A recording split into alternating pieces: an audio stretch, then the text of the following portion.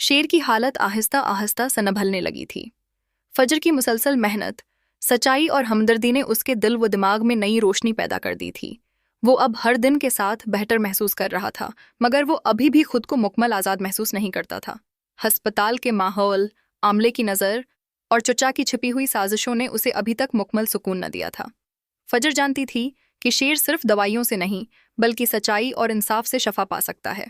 एक रात शेर ने फजर से पूछा, फजर, तुम मुझे क्यों बचा रही हो? तुम जानती हो कि मेरे खिलाफ सब कुछ किसने किया, फिर भी तुम मेरे साथ खड़ी हो। फजर ने नरमी से जवाब दिया, शेर, जब कोई किसी के लिए सब कुछ छोड़ देता है तो वो वापसी का नहीं सोचता। तुमने मेरे लिए वो सब किया जिसकी उम्मीद मैंने कभी किसी से न रखी थी। अब मेरा फर्ज है कि मैं तुम्हारे साथ इंसाफ करूं। इधर चचा को खबर मिली कि शेर की हालत संभल रही है। वो गुस्से में पागल हो गया। उसने फौरन अस्पताल के उस डॉक्टर को बुलाया जिसे उसने खरीदा था और कहने साले और कहा, मुझे नहीं लगता तुमने वही इंजेक्शन लगाए जो मैंने कहे थे, वरना शेर कभी भी बेहतर ना होता। डॉक्टर ने सफाई दी, सर, मैंने तो वैसे ही किया जैसे आपने कहा था। चचा ने गुस्से से कहा, अब मजीद मेहनत नहीं, अगले हफ्ते तक शेर को ऐसा कर दो कि वह जिंदगी भर अस्पताल से बाहर न जा सके। फजर को यह बात किसी नर्स से पता चली जो उसके भरोसे में आ गई थी। वह फौरन समझ गई कि अब मामला और भी खतरनाक हो चुका है। उसने शेर से कहा, अब वक्त आ गया है कि हम यहाँ से निकलने की कोई राह निकालें। अगर तुम यहाँ रहे तो वो तुम्हें मुकम्मल तबाह कर देंगे। शेर ने हैरत से पूछा, मगर कैसे? मैं तो मरीज हूं, मुझे जाने नहीं देंगे।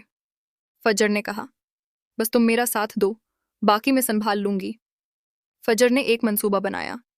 वो चाहती थी कि शेर को कानूनी तौर पर इस हालत से निकाला जाए, मगर चचा के असर व रसूख की वजह से ये मुमकिन न था।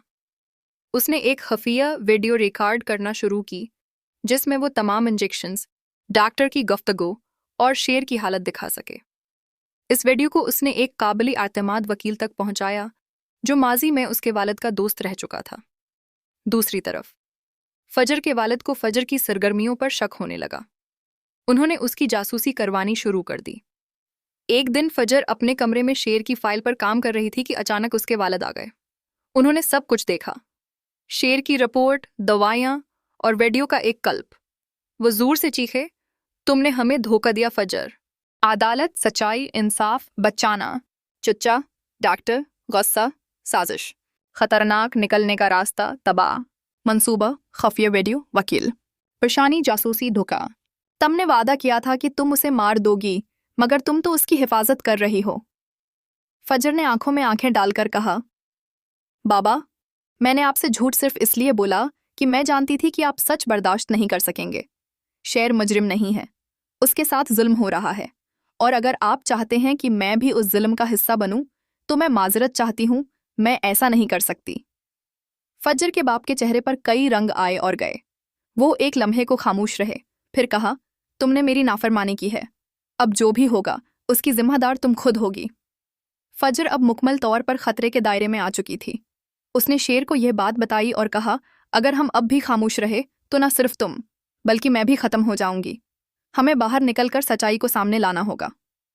शेर ने फजर का हाथ थामा और कहा, चलो, जो भी होगा अब हम साथ झेलेंगे।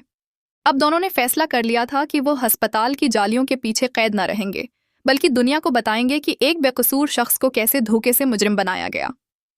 अगली कस्त में आप देखेंगे कि फजर और शेर कैसे अस्पताल से निकलने का रास्ता निकालते हैं, चचा का असली चेहरा दुनिया के सामने आता है या नहीं, और फजर अपने बाप के सामने कैसे सच का दिफा करती है।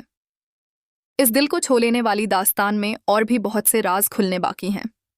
देखना ना भूलें शेर की अगली कस्त, जुल्म, सच्चाई, खामोश, कायद, बेकसूर, धोखा। अगली किस्त, राज, हकीकत।